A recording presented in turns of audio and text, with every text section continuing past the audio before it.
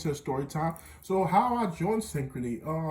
So this is like last year. I joined Synchrony May 6th last year, and it's May 6th was yes.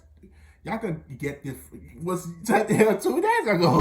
No, it was last week. I just forgot But to y'all, upload. y'all know how this works, so it don't even matter. But May 6th was just 2 days ago on Wednesday. But basically we started on May 6th. Wave 13, child, wave 13. Um, I might be forgetting the names. Ariel, Akil, Diane, who's still here, Manubia, Terrence, Taryn, who I forgot, bro? Camry, um, bruh. It was a lot of us. It was a lot of us, and now it's a few of us. Imagine 21 people, wave 13, and now it's only four of us left. Bruh, like I said, the rest quitting, firing, or out that no. But yeah, like four of us still remaining. Me, Diane, I forgot about Diane. Diane, my Nubia, and and shoot, the quarantine. I forgot people's name now, but yeah, it's four of us now, and wave 13. So this was like right when I basically when I was thinking of leaving at my current job at that time during April 2019. My current job at that time, which was which was Forever 21 as a stalker. Not stalking people, stalk people that stalk boxes and shipments and stuff. A stalker. So I was a stalker in Forever 21 at Florida Mall and here in Orlando, Florida. You heard me? Yeah. Just let them know C.J. Carolyn. C.J. Just let them know C.J. He used to work in the stock in the back, tall nigga. They gonna let you know. You feel me though? But but yeah. So I was still working in Forever 21 as a stalker, and I was thinking of leaving. It crossed my mind, so I had an interview, and it was with C-Tech. But the funny part about it, when they had called, it was like an Indian guy. He was like, "You went to such an interview?" I said, "Yes." He said, "What day?" Then I said a day. That day came, and bruh, it was like late that day. And I'm like, "Oh snap! I did have an interview today. Forgot all about it." So called him again, and I was just like, "Yeah, can I reschedule the interview? I forgot so much about it." And he said, "No problem." I thought it was gonna be a big deal. He said, "No problem. We can reschedule it." He said, "To this day." Let's just say he said I started May 6th. All I know that interview was mid-April. Let's just say he said April 11th. And he said, "Okay, so it has been rescheduled for April 11th." And I said, "Okay, thank you." But then I was just like, I can't forget this time because they already extended. And I was like, okay, so April 11th was coming, and then I found a day to be off, and then yeah. So went to I was off. That's the mistake for her. They gave me too much off days. I was suffering. If you've never seen the story time, go check Why I Left Forever 21, the story time, and you're gonna see the issues I was having over there. So far, it was great people I left, but I had to go. Like the disrespect. Go check out that story time. Why I quit my job at Forever 21. But yeah, like so April 11th went to the interview. When I went to the interview, that's where I met Diane. So it was like four of it there. Shansis was there. Dang, that's what another person I forgot. Wave 13. Shansis was there. Diane was there, and there was this lady, this white lady. And I sat down, had my headphones, my Beat headphones at that time. Now I do JBLs. But I had my Beat headphones, listening to music, things like that. So they wanted to take a test. We took a test.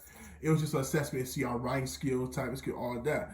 So Diane, in her head, is thinking like, bro, she told me later on, like, she said, this boy really has a headphone on in the interview. But my thing was listening to music outside the waiting room. Once I'm entering, of course, I'm like, I have the headphones on. But she told me that. I said, yeah, I had to explain to her what I was thinking, all that stuff. So then we was talking to the white lady, and she said, oh, she said she was from Philadelphia. How she was just like moving back and forth. And she said she was thinking of staying in Orlando permanently. Then Diane, me and her started talking about jobs we've had. Diane said, I've worked here, I've worked there. And then I said, damn, you worked? And she said, yeah. at that time, I can't even peep it. Like Diane was pregnant then, but I was looking at her stomach then. It was like during training when I saw her pregnant. I was just like, Diane, were you pregnant when we met? And he was like, yes, I was pregnant. But we was having such a convo. I was looking at people's stomachs, like, what the hell? And things like that. Like, I think I even thought of, like I said, in my head, I was mostly thinking about, can I go out with Diane? She kind of look cute. I don't know. Yeah, now I see her as a sister and things like never that. You feel me though? Like a sister, like I'm a big brother. Thing like, but then I think that's what I was thinking. Like I didn't realize the stomach. I'm tripping.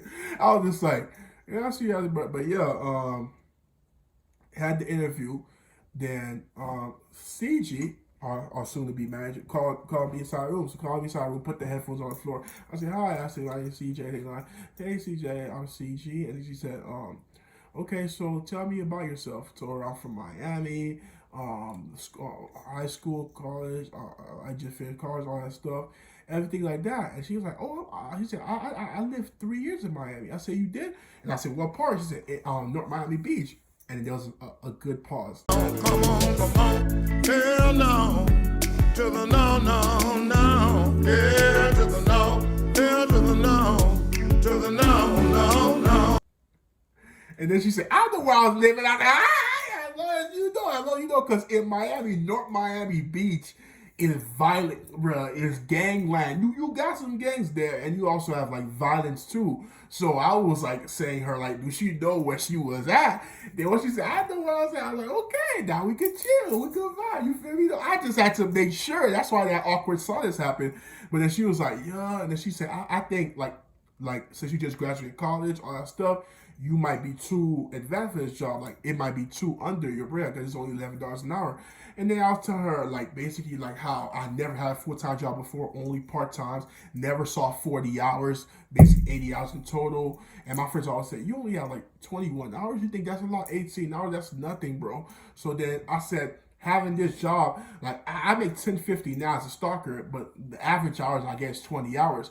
Imagine 11 hours with 40 hours per week, 80 hours total. I said I'll be making exact more and stuff like that. So I said it's better to go like that. And I convinced her that it's not a big deal that I graduated college and I'm taking on an $11 an hour job. And then basically she was just like, okay. And then we got to laugh. I told her how basically I was about to go back to Miami. And dead ass, like I basically had everything packed, was ready to head back to Miami, but because my mom gave me an ultimatum. She said, if you can't find a good job, instead of Forever 21, because they're not giving you hours, in the next, like she said, 3 weeks, you're coming back to Miami. So 3 weeks basically up that day, and then basically CJ just like, okay. And he said, okay, you sounds great. He said, all right, CJ, good luck, things like that, and then we'll let you know by the end of the day. And then I was telling Diane, not knowing she was going to be in my class, Diane and the white lady, good luck, and see them. And then I left. Then when they said end of the day, I said we'll see, because sometimes they say end of the day just so they could like you could be rejected, but they never call you and let you know that. So then at the end of the day, it was just like oh hey CJ, we want to let you know, congratulations, you got the job. And I was like, what? I was shocked, and then I was just like, wow. And then yeah, came to Synchrony, saw Diane with the training room. There was Kyle. Shout out to Kyle, Naila. Shout out to my dog Naila. Like things didn't end well with me and her, but it was just like when people leave, you appreciate them more than when they were here. So shout out to her. Like I got to her, I never had an issue with her. It's just something she did that I agree with, and then she thought it was a big deal. I thought it was a big deal.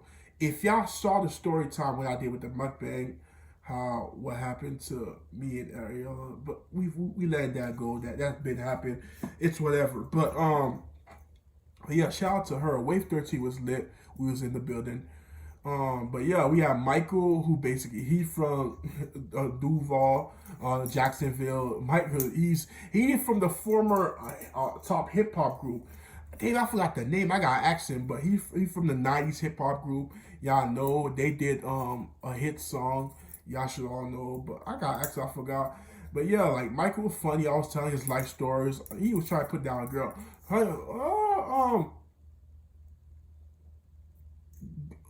Gertha, not Gertha. I forgot her name. It starts with a G, Gracie or stuff like that. Mike, come to find out, Michael and her had something going on during our training, and they actually going out now. Imagine a trainer now going out with someone they trained, like a trainee. Yeah, they're going out now, but she no longer with singing, so it doesn't matter. But I'm just saying, like, you would be shocked. Like, but she was in our class too. Shout out to her, and yeah, and then basically her and Michael are going out now. But yeah, Wave 13 was lit. Oh man, it was 21 of us. Like CG was our manager. There was some tough days, hard times. Days we was tired of CG face. There was commotion, drama, all that comes in the talking center and the call center. And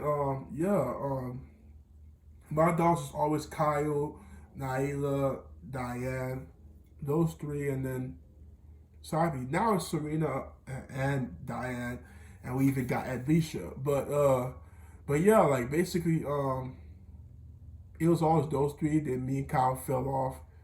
Naila fell off. If y'all saw a mukbang story time, go check that out. Y'all can see.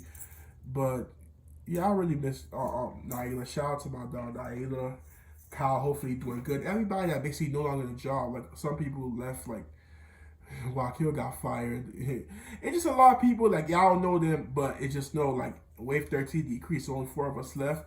But it was a good thing to reminisce about 1 year, having 1 year anniversary with me, and that's it. Like how I joined Synchrony, still with them.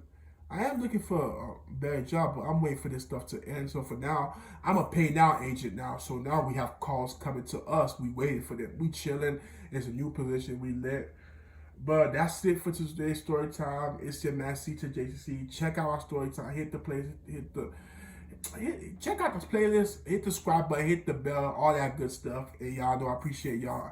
And I'm Molly. Be breezy, man. Yeah, you heard me, Jersey. Yeah. Most these niggas ain't tryna see you win. And I can't trust nobody, not interested in being friends. It's free all of my niggas till my niggas free again. Winning blind through these Cartiers.